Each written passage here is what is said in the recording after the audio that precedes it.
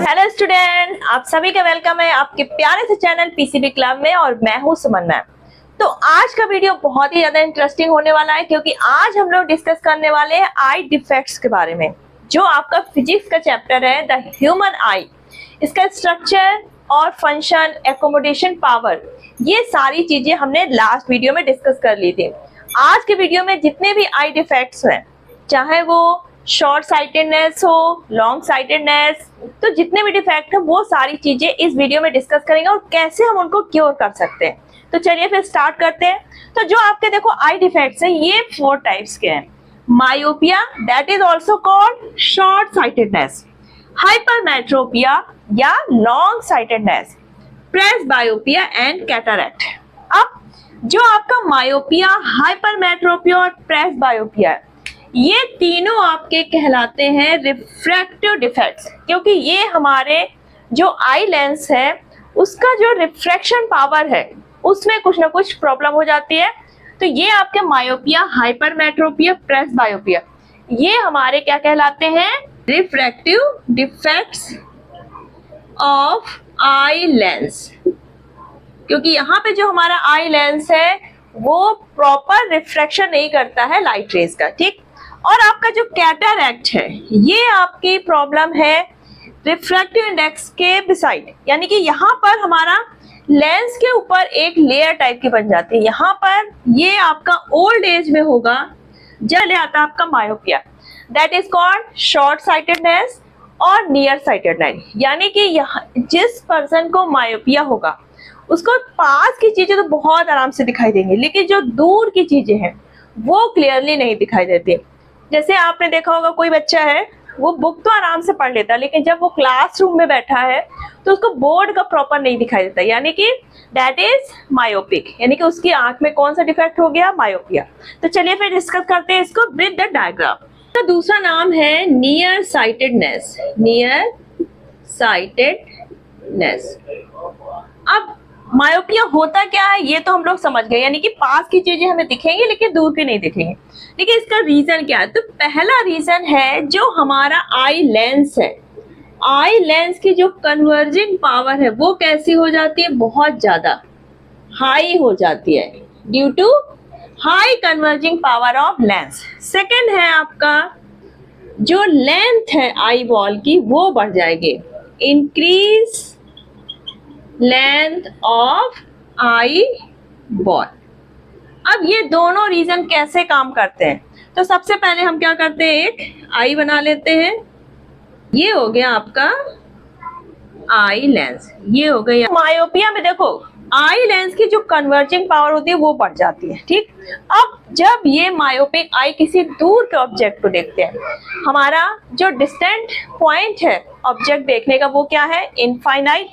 लेकिन मायोपिया जिसको हो जाएगा तो उस आई के लिए जो डिस्टेंट ऑब्जेक्ट, इनफाइनाइट वाले ऑब्जेक्ट, वो नहीं दिखाई देंगे। यानी कि इसकी एक जो फार पॉइंट है वो इनफाइनाइट से होकर क्या हो जाएगा? इनफाइनाइट ना होकर एक दूसरा पॉइंट हो जाएगा, यानी कि कुछ दूर तक ही रह जाएगा। यानी कि मान लीजिए 1 मीटर या 2 मीटर तक की ही उसको चीजें दिखाई देंगी। तो यानी कि इसका फार पॉइंट क्या हो गया है?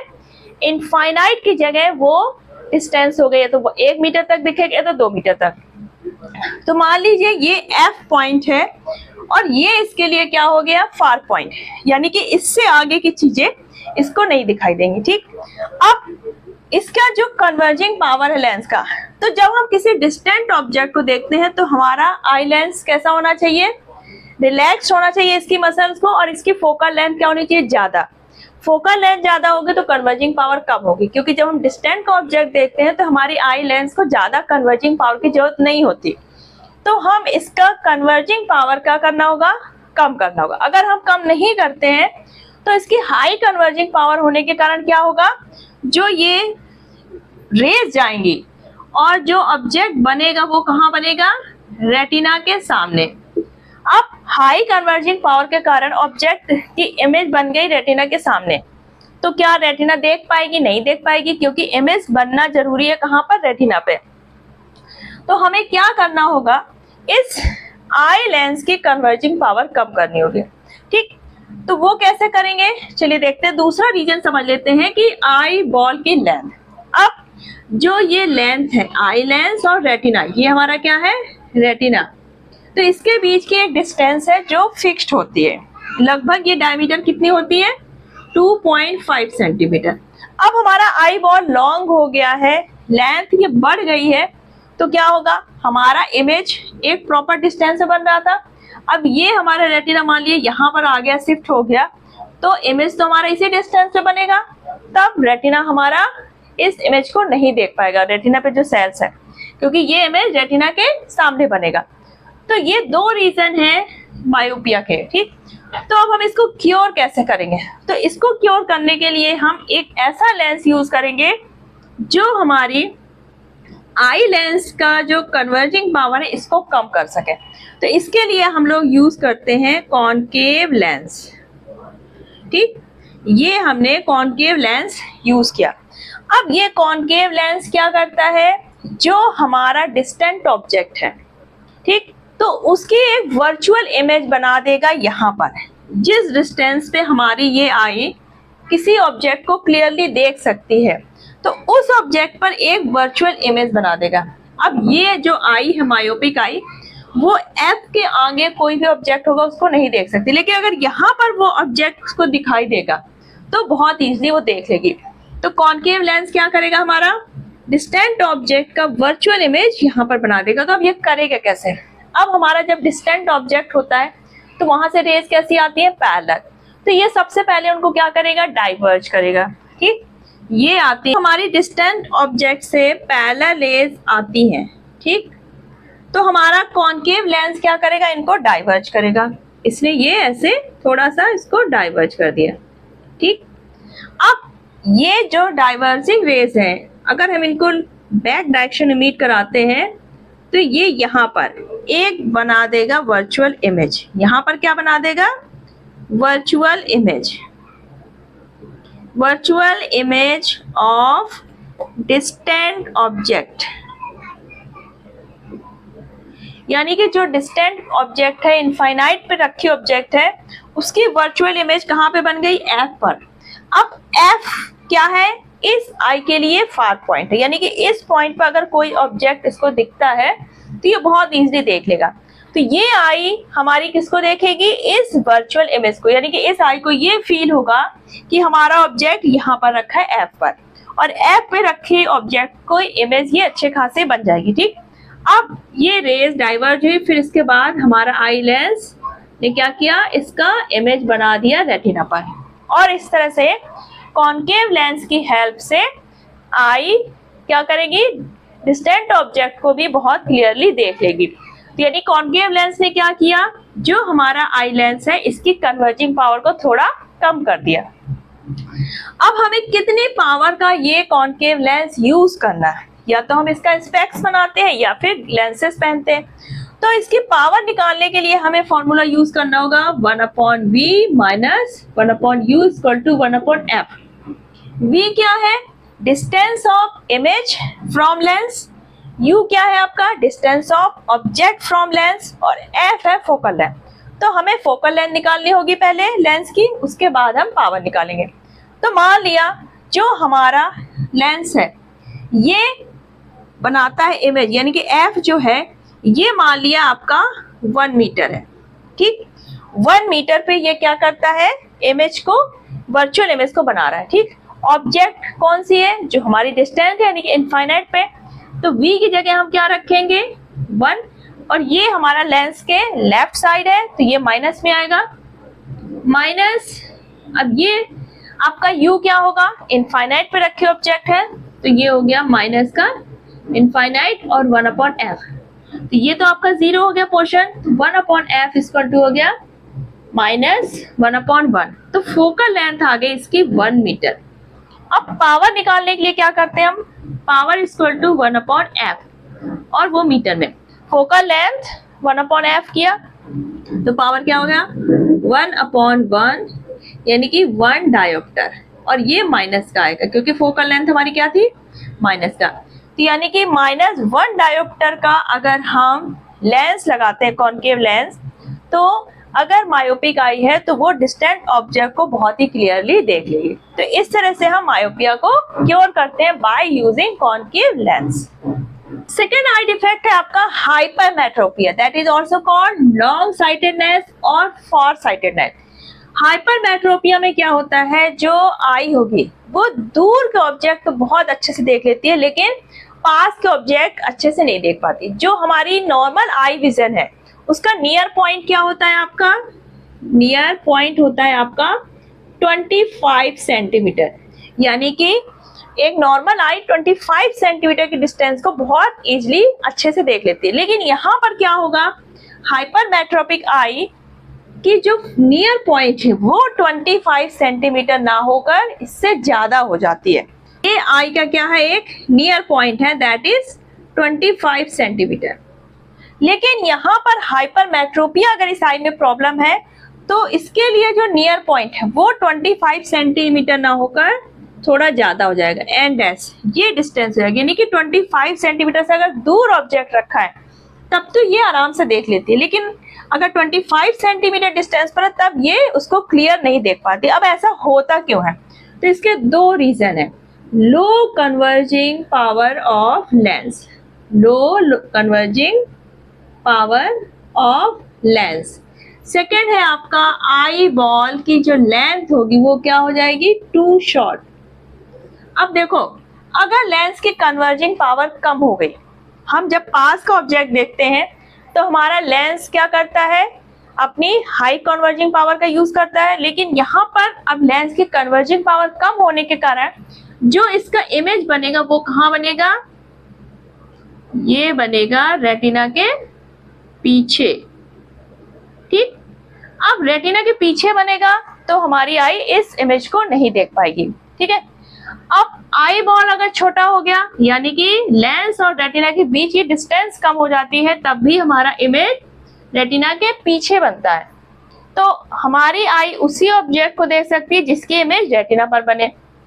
तो हमें यहाँ पर करना क्या होगा, कुछ ऐसा लेंस यूज करें हम ताकि हमारी लेंस की कन्वर्जिंग पावर बढ़ सके, क्योंकि यहाँ पर हमारी सिलेरी मसल थोड़ा सा वीक हो गई है और लेंस की कन्वर्जिंग पावर नहीं बढ़ा रही है। तो हम क्या करेंगे, हम यूज करेंगे एक कॉन्वेक्स लेंस। अब ये कॉन्वेक्स लेंस करेगा क्या, इसकी कन्वर्जिंग पावर बढ़ाने में हेल्प करेगा, जो हमारा आई लेंस है। तो देखो जब कोई नियर ऑब्जेक्ट रखा है तो यहाँ से क्या होती है, डाइवर्जिंग रेज आती है। जब भी हम किसी नियर ऑब्जेक्ट को देखते हैं तो यहाँ से डाइवर्जिंग रेज आती है और हमारा आई लेंस क्या करता है, उसको कन्वर्ज करता है।